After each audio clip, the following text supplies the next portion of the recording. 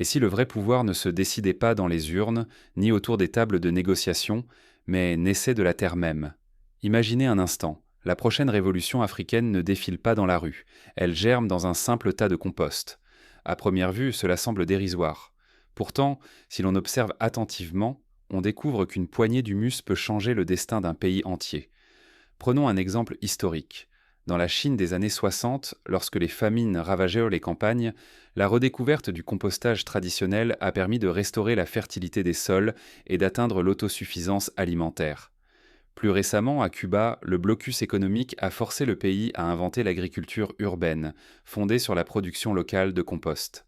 Chacun de ces exemples prouve que, face à la crise, la terre et la volonté collective peuvent triompher des dépendances extérieures. Au Burkina Faso, une transformation silencieuse est en marche. Le pays a fait le choix audacieux de rompre avec des décennies de dépendance aux engrais chimiques importés, venus de Russie, d'Ukraine, du Maroc ou de puissances coloniales. Désormais, il mise tout sur le compost et les fertilisants organiques produits localement.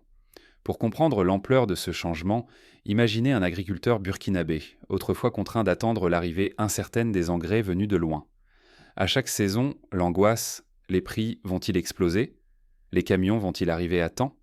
Au moindre soubresaut d'un marché mondial, toute une récolte pouvait être compromise. Cette fragilité n'est pas une abstraction. Elle a un visage, celui de milliers de familles rurales. Chaque année, le Burkina Faso consacrait des dizaines de millions de dollars à l'achat d'engrais chimiques. Cette dépendance étranglait la sécurité alimentaire, la capacité à nourrir la population et, en profondeur, l'indépendance du pays. Quand les prix mondiaux se sont envolés, quand les livraisons se sont arrêtées à cause d'un conflit lointain, l'illusion s'est effondrée. Tant que l'on importe la vie du sol, on reste captif. Regardons les chiffres de plus près. Pendant l'année 2024, le pays a importé plus de 260 000 tonnes d'engrais chimiques, pour une valeur dépassant 87 millions de dollars.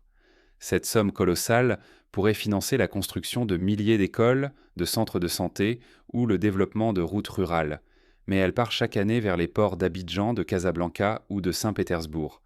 Fermer les yeux sur cette révolution, c'est accepter de subir, encore et toujours, les caprices du marché global et de rester vulnérable face à la désertification et à la flambée des prix.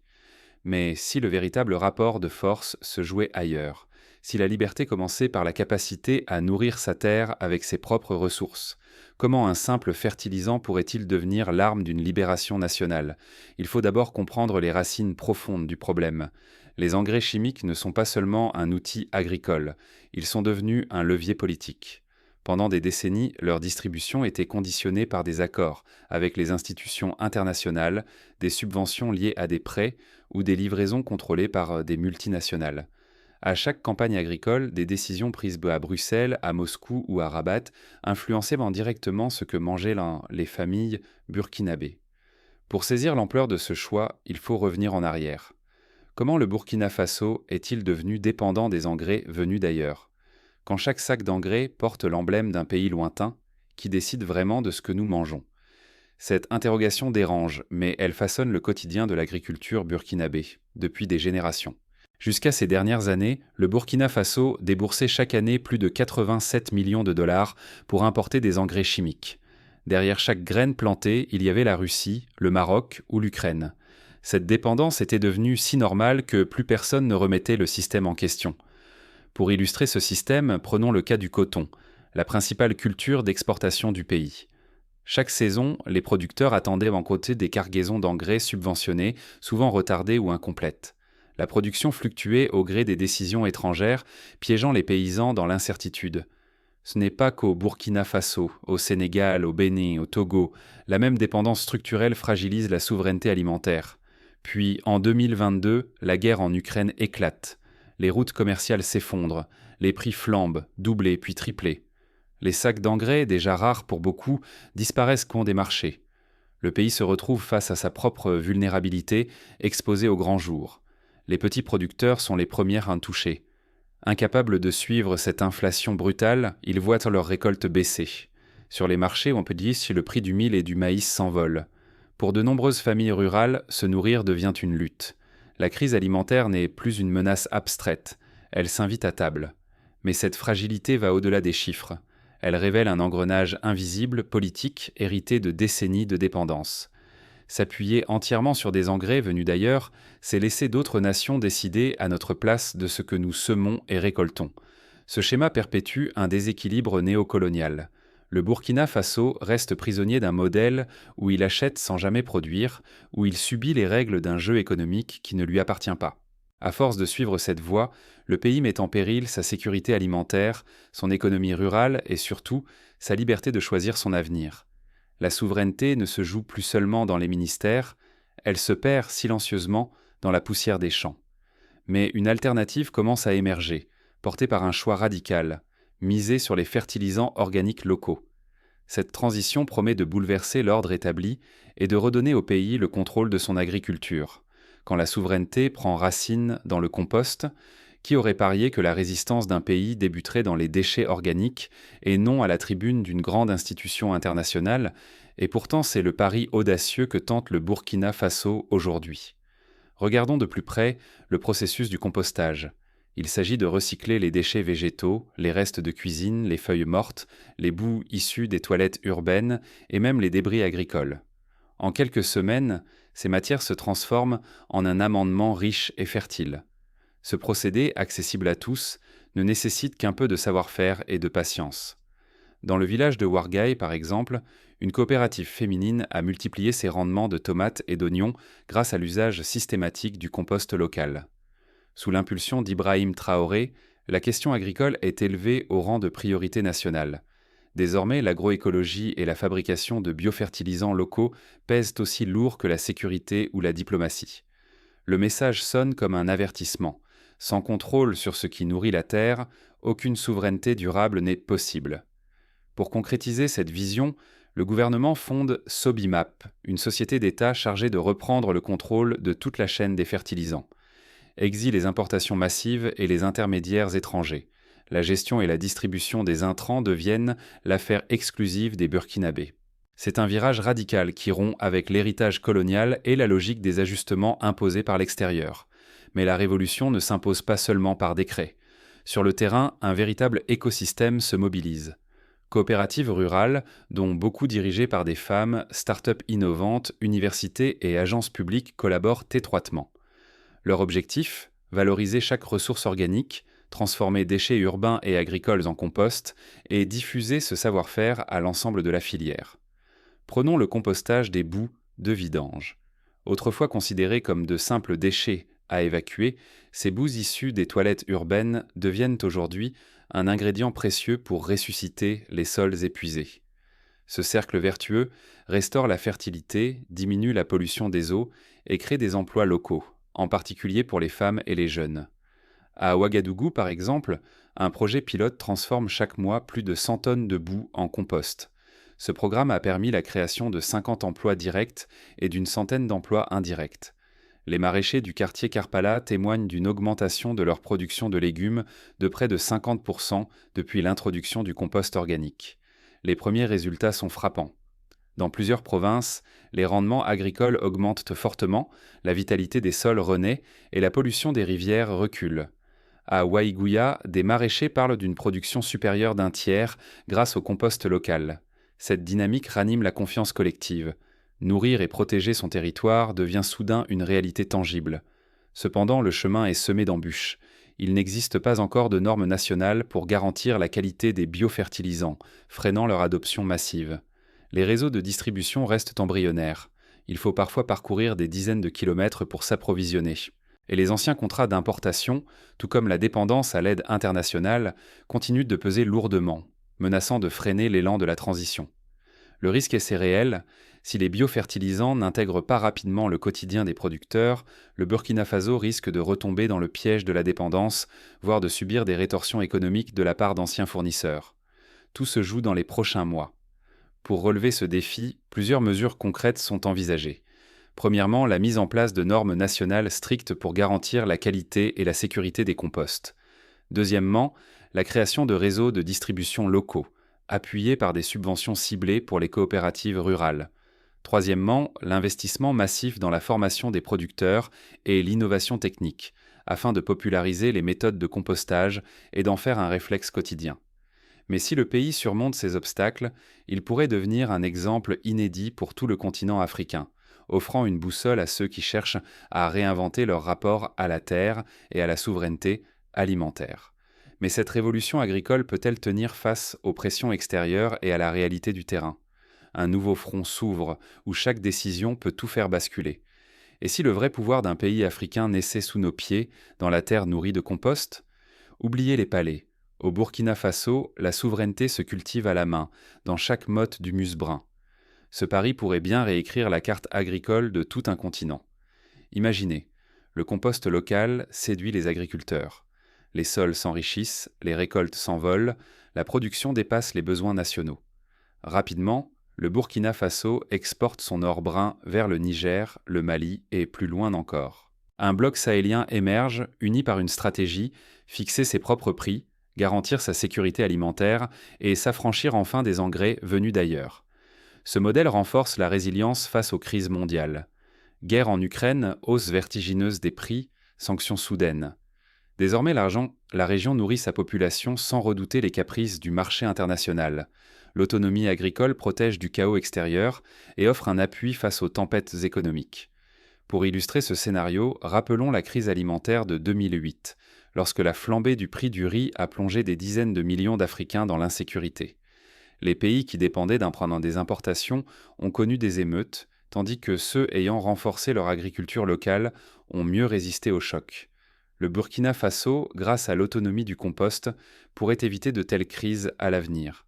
Mais la partie est loin d'être gagnée. Les grands groupes d'engrais voient dans leur emprise menacée. Ils pourraient lancer un assaut, lobbying agressif, campagne de désinformation, menace de sanctions. Le risque? Que certains décideurs ou élites agricoles cèdent, ramenant le pays à la dépendance et effaçant les progrès accomplis. Pourtant, l'exemple burkinabé pourrait déclencher une contagion salutaire. Si le pays tient bon, d'autres suivront. Du Sénégal au Bénin, du Ghana au Tchad, le compostage et la gestion collective des terres deviendraient en des mots d'ordre. Une vague nouvelle pourrait irriguer l'Afrique, entraînant coopération agricole, mais aussi progrès en énergie, transformation ou gestion de l'eau. Déjà, quelques signaux faibles apparaissent. Alliance agricole renforcée entre le Burkina Faso, le Niger et le Mali, multiplication des projets pilotes de compost dans toute l'Afrique de l'Ouest. La dynamique semble lancée, portée par une volonté de souveraineté partagée. Au fond, il ne s'agit pas seulement d'engrais. Ce qui se joue, c'est la maîtrise de l'alimentation, la création de milliers d'emplois, l'essor du commerce régional. Mais l'échec serait lourd, isolement, stagnation, dépendance renforcée. Reste à savoir si le Burkina Faso et l'Afrique avec lui saisiront cette chance d'écrire un nouveau chapitre.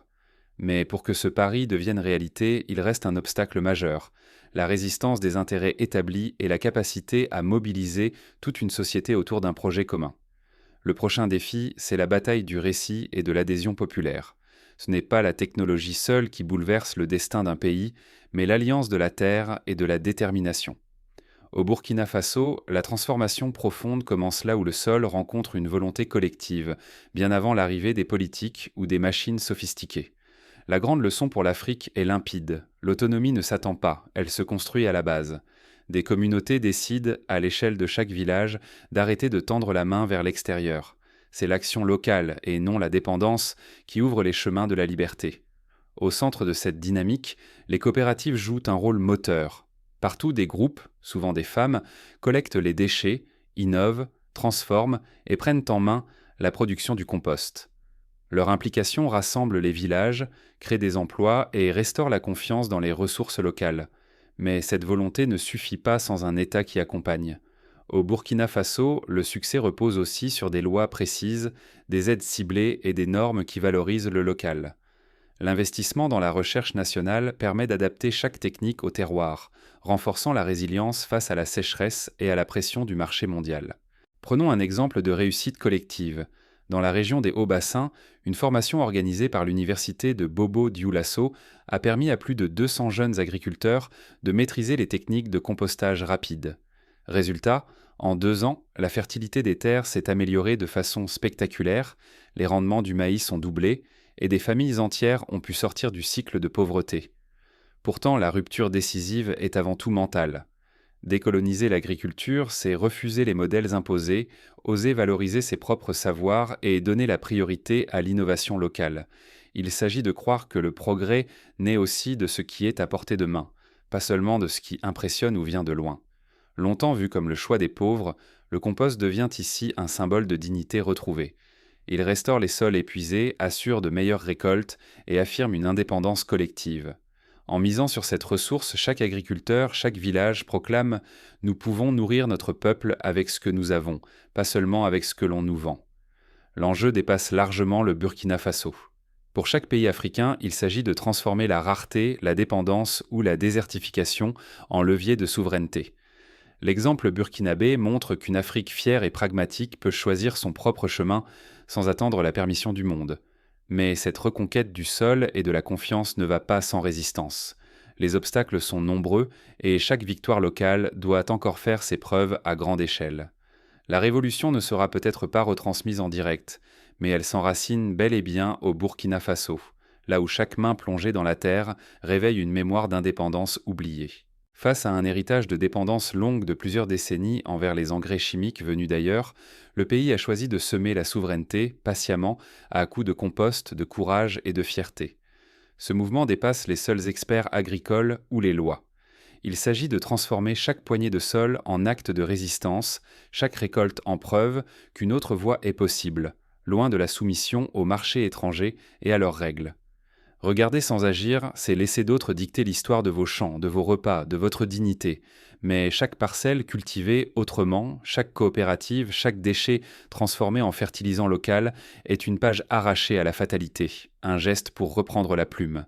Rien ne garantit que la souveraineté se conquiert en un seul jour. Mais chaque effort compte.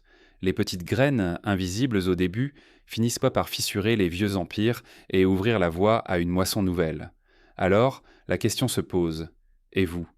Que pouvez-vous semer, là où vous êtes, pour transformer votre communauté, votre école, votre village? Car l'autonomie s'écrit dans les gestes du quotidien, loin des caméras, dans le silence entêté de celles et ceux qui osent agir. Ce qui naît aujourd'hui au Burkina Faso dépasse ses frontières. C'est un appel discret mais puissant à reprendre le contrôle de ses ressources, à refuser la résignation, à tracer son propre sillon. Nous détenons toutes et tous une part de cette révolution. Il suffit d'oser planter la première graine et de veiller ensemble à sa croissance pour que demain elle porte ses fruits. Pour agir concrètement, chacun peut commencer par valoriser les déchets organiques de sa maison ou de son quartier. En ville, des associations proposent de prendre des formations pour apprendre à composter sur un balcon, un toit ou une cour partagée. À l'école, les enseignants peuvent initier les élèves à la fabrication de petites buttes de compost, liant la science et la tradition. Dans les zones rurales, la mutualisation des moyens est la clé. Créer ou rejoindre une coopérative de compostage permet de partager les outils, les savoirs et d'accéder à des subventions et à des débouchés commerciaux. Par exemple, dans le Gourma, une quarantaine de femmes se sont associées pour collecter les résidus de céréales, les fumiers et les déchets de cuisine. En 2 saisons, elles ont quadruplé leur production de compost, générant des revenus inédits et renforçant la cohésion sociale. À l'échelle du pays, les décideurs publics peuvent s'inspirer des modèles réussis, instaurer des quotas d'utilisation de compost dans les marchés publics, subventionner la recherche sur les biofertilisants et soutenir la création de labels de qualité pour sécuriser la confiance des agriculteurs. Ce sont ces mesures, conjuguées à l'engagement de la société civile, qui garantissent la pérennité du changement. Enfin, il est essentiel de partager les réussites. Chaque victoire, aussi modeste soit-elle, doit être racontée, célébrée, transmise. Les radios communautaires, les réseaux sociaux ou les foires agricoles sont autant de lieux pour faire circuler les bonnes pratiques, inspirer d'autres villages, d'autres villes, d'autres pays. Le Burkina Faso, à travers son choix du compost, trace une route nouvelle. Celle-ci n'est pas sans obstacles, mais elle est fertile d'espoir. À l'instar du Rwanda, qui a su réinventer son secteur agricole après la crise, ou du Brésil, pionnier de l'agriculture familiale, le pays montre que l'autonomie n'est pas un rêve lointain, mais le fruit d'une volonté partagée. En conclusion, la souveraineté alimentaire n'est pas une utopie. Elle commence concrètement par chaque geste, chaque poignée de compost, chaque décision collective. Le Burkina Faso ouvre la voie, mais la suite s'écrit dans chaque village, chaque ville, chaque main qui ose semer autrement. La question n'est donc plus de savoir si le compost peut changer l'Afrique, mais combien de citoyens, de communautés, de pays oseront suivre cette voie. Et vous, êtes-vous